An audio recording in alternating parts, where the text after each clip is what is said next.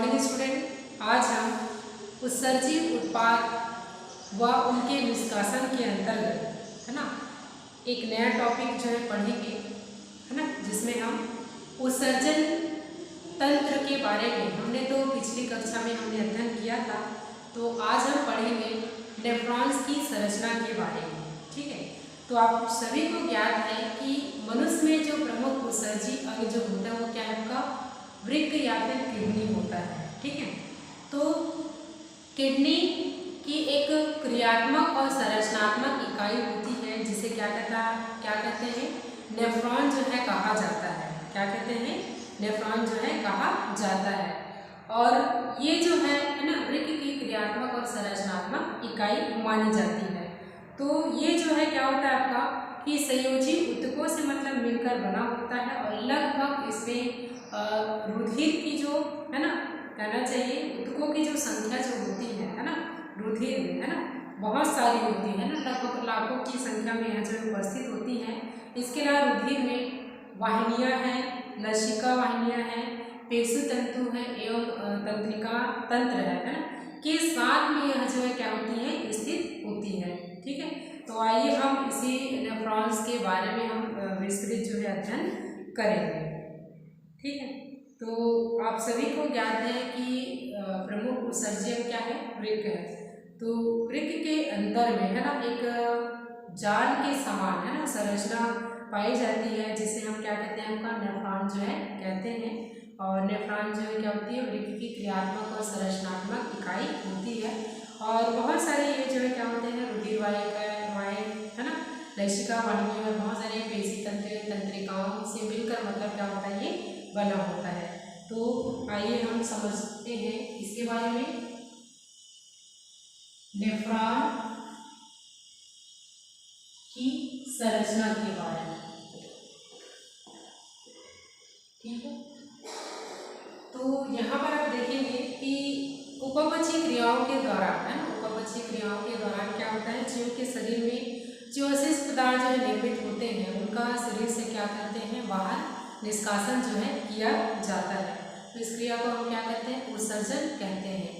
और यह उत्सर्जन की जो प्रक्रिया जो होती है वो किसके द्वारा होता है, वृक्क के द्वारा होता है। और वृक्क की क्रियात्मक और संरचनात्मक इकाई का नाम क्या होता है, नेफ्रॉन होता है।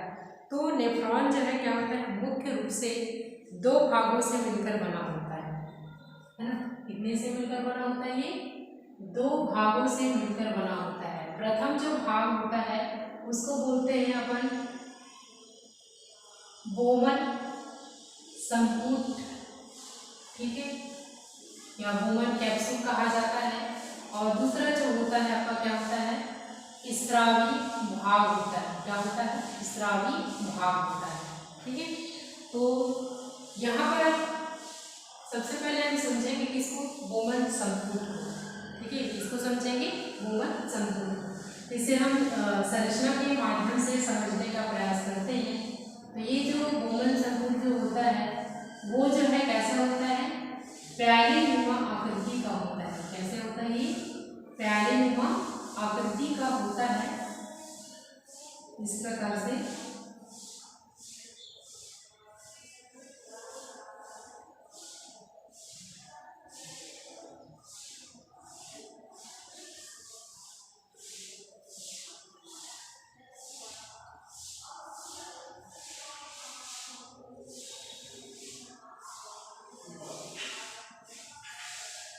इस प्रकार से आपको मतलब ये दिखाई देगा। ठीक है,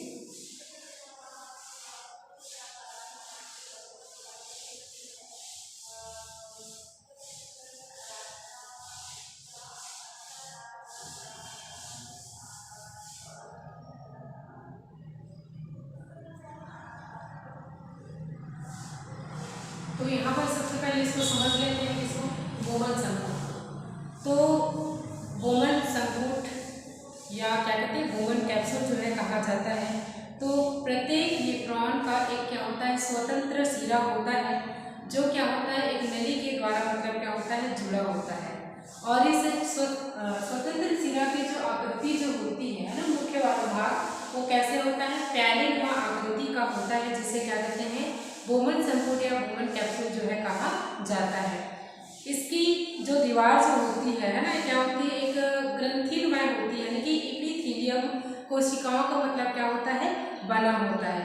और इसकी वुमन मतलब कैप्सूल के अंदर में है ना, यहाँ पर एक केशिकाओं का जाल बिछा होता है। इसका केशिकाओं का जाल बिछा होता है, जिसे हम क्या कहते हैं, केशिका गुच्छ कहते हैं। क्या कहते हैं, केशिका गुच्छ कहा जाता है। क्या कहते हैं, केशिका गुच्छ। ठीक है। और ये प्यारिंग आकृति क्या है, होता है आपका वुमन संपुट होता है। ठीक है। तो आपको यदि है ना वुमन संपुट के बारे में बताना है तो आप कैसे बता सकते हो कि नेफ्रॉन की जो संरचना जो होती है, प्रत्येक जो सिरा होता है, एक सिरा वो कैसा होता है, स्वतंत्र होता है, जिसमें वो पतली नलिकाओं के द्वारा क्या होता है, जुड़ा होता है। तो ये जो है वुमन संपुट जो है कैसा होता है, प्यारे आकृति का होता है, जिसे हम क्या कहते हैं, वुमन संपुट कहते हैं। वुमन संपुट के अंदर में क्या होता है, केशिकाओं का जाल जो है बिछा होता है, जिसे हम क्या कहते हैं, केशिका गुच्छ जो है कहते हैं। क्या कहते हैं, केशिका गुच्छ जो है कहते हैं। और इन्हीं के द्वारा क्या होता है, आपका वृक्क जो धमनियां जो होती हैं, है ना, इनसे क्या होता है, जुड़ा होता है। क्या होता है, आपका वृक्क जो धमनियां जो होती है, इनके द्वारा जुड़ा होता है। ठीक है, क्लियर। उसके बाद में यहाँ पर आप देखेंगे दूसरा जो भाग जो होता है ना, इसी में आप लोग देखेंगे दूसरा भाग जो होता है, स्रावी भाग होता है। क्या होता है, आपका स्रावी भाग होता है। तो यहाँ से आप देख लीजिए, ये कैप्सूल वाले एरिया को इधर से आप छोड़ दीजिए, आप इधर वाले नीचे के पूरे एरिया में आ जाए, है ना। तो वुमन संपुट के पीछे का जो भाग होता है वो क्या कहलाता है, आपका स्रावी भाग कहलाता है। क्या कहलाता है, आपका स्रावी भाग जो है कहलाता है। तो इस स्रावी भाग में, है ना, मुख्य रूप से कितने भागों में बटा रहता है, ये फिर से आगे जाके, है ना, 3 में बटा होता है। कितने में, 3 में बटा होता है। ठीक है। तो पहला जो होता है ना, क्या होता है, समीपस्थ, ठीक है, कुंडलित नलिका। ठीक है। दूसरा जो होता है आपका हैंडले का लूप होता है, हैंडले का लूप। और तीसरा जो होता है आपका दूरस्थ कुंडलित नलिका, दूरस्थ कुंडलित नलिका।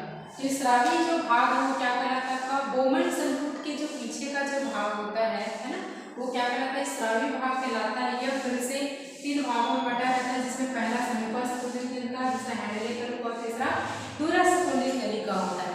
तो आइए हम इसे क्रम से समझते हैं। तो समीपस्थ कुंडलित नलिका, है ना, ये जो है आपका क्या होता है, यह जो है कॉर्टेक्स भाग में स्थित होता है ना। कैसे, कॉर्टेक्स भाग में, या फिर आप सीधे सीधे कह सकते हैं वुमन संपुट के ये पीछे का जो भाग होता है, ये यहाँ से आपका यहाँ तक, है ना। वुमन संपुट के पीछे का जो भाग होता है क्या कहलाता है, समीपस्थ कुंडलित नलिका कहलाता है। उसके बाद में दूसरा पॉइंट आता है हैंडले का लूप। यहाँ पर आप नीचे जब जाएंगे, है ना, नीचे की ओर जब जाते हो, यहाँ पर आप देखेंगे कि एक यू आकार की नली है। कैसा है ये, यू आकार की नली। यहाँ पर आप लिख सकते हैं पहचान करके, यू, ठीक है, ऐसे लिख लीजिए, यू आकार की नली। ठीक है, पहचान लीजिए। ठीक है, तो ये यू आकार की नली की क्या कहलाता है, आपका हैंडले का लूप कहलाता है। क्या कहलाता है, हैंडले का लूप कहलाता है। यहाँ पर देखेंगे जब वुमन संपुट में रुधिर का क्षरण का कार्य जब होता है, तब यहाँ से क्या होता है, छड़ने के पश्चात ये जो है ना, क्या होता है, ये इस यहाँ से हैंडले के लूप से होते हुए जाता है। तो यहाँ पर देखो रुधिर का क्रम कैसे होता है, ऊपर से जब नीचे की ओर आ रहा है, यानी कि घट रहा है इसका, है ना, तो ये जो है क्या अवरोही क्रम है। उसके बाद यहाँ से जब घूम के जब जाता है, यहाँ से ऊपर की ओर जाता है, तो क्या है, ऊपर की ओर चढ़ रहा है, तो क्या करें, आरोही क्रम। इस प्रकार से रुधिर जो है क्या होता है, अवरोही और आरोही क्रम में क्या होता है, ये चलता है। ठीक है। तो हैंडले का लूप पहचान कैसे करोगे, यू आकार की जो नली होती है वो क्या कहलाता है, हैंडले का लूप कहलाता है। और तीसरा जो होता है आपका दूरस्थ कुंडलित नलिका, अंतिम भाग में, है ना, ये जो होता है आपका क्या कहलाता है, संग्रह नलिका होता है। क्या होता है? संग्रह नलिका। तो ये अंतिम भाग कोमल संपुट का जो अंतिम भाग होता है ना, उसे ही हम क्या कहते हैं? दूरस्थ कुंडलित नलिका, है ना। चलने के बाद भी रुधिर जो है आकर क्या हो जाता है? आपका एकत्रित जो है हो जाता है। ठीक है। तो नेफ्रॉन या वृक्क नलिका का जो अंतिम भाग है वही क्या कहलाता है? दूरस्थ कुंडलित नलिका कहलाता है। यह जो है ना, क्या होता है? आपका वृक्क में ही स्थित होता है और ये जो है एक नलिका के द्वारा क्या होता है? खुलता है, जिसे अपन क्या कहते हैं? संग्रह नलिका जो है कहते हैं। ठीक है। स्रावी भाग के चारों तरफ यह जो है क्या होता है? जाल के समान एक रचना जो है मतलब पाया जाता है। यह जाल जो है ग्लेमेरुलस से, है ना, क्या होते हैं? निकलने वाली आपका इम्प्रिंट जो धमनिका होती है ना, से क्या होती है? विभाजित होने से क्या होता है? ये बनता है। इस जाल की जो केशिकाएं जो होती है वो मिल करके क्या करती है? सीरा का निर्माण करती है और ये सीराएं ही मिल करके आपस में क्या करती है? एक वृक्क सीरा का क्या करती है? निर्माण जो है करती है। तो यहाँ पर आप देखिए दो ब्रांचेस यहाँ पर दिखाई दे रहा होगा। ये आपका क्या होता है? सीरा होता है। क्या होता है? आपका सीरा होता है। ठीक है। और इधर वाला क्या होता है? आपका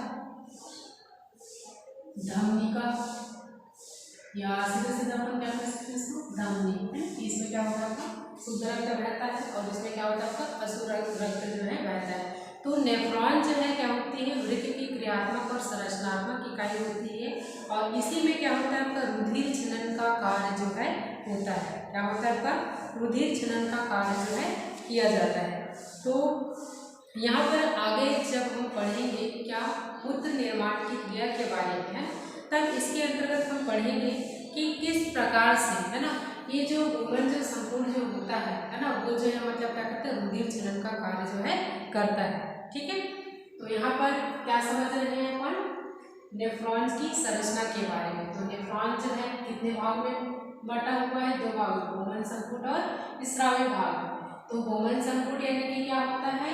ये जो है एक प्रकार से एक स्वतंत्र सीरा होता है जो प्यारेलुमा आकृति का होता है ना। और इसके अंदर में क्या होता है? आपका केशिका गुच्छ जो है पाया जाता है जो रुधिर छनन का कार्य जो है करता है। ठीक है। और दूसरा जो होता है स्रावी भाग। तो गोमन संपुट के जो पीछे का भाग होता है क्या कहलाता है? स्रावी भाग कहलाता है। तो ये भी तीन भागों में बटा है, समीपस्थ, हैंडलेकर और दूरस्थ। तो समीपस्थ बोलने से गोमन संपुट के जो पास वाला जो हिस्सा होता है वो क्या कहलाता है? ये वाला भाग, है ना, समीपस्थ है ये। ठीक है। समीपस्थ कुंडलित नलिका। ठीक है। और दूसरा युवाकार की जो नली होती है उसको हैंडलेका लूप जो है कहा जाता है। और तीसरा आपका जो होता है क्या कहलाता है? अंतिम जो भाग होता है उसको दूरस्थ कुंडलित नलिका कहते हैं। और यही जो है ना मिल करके आपको क्या करते हैं?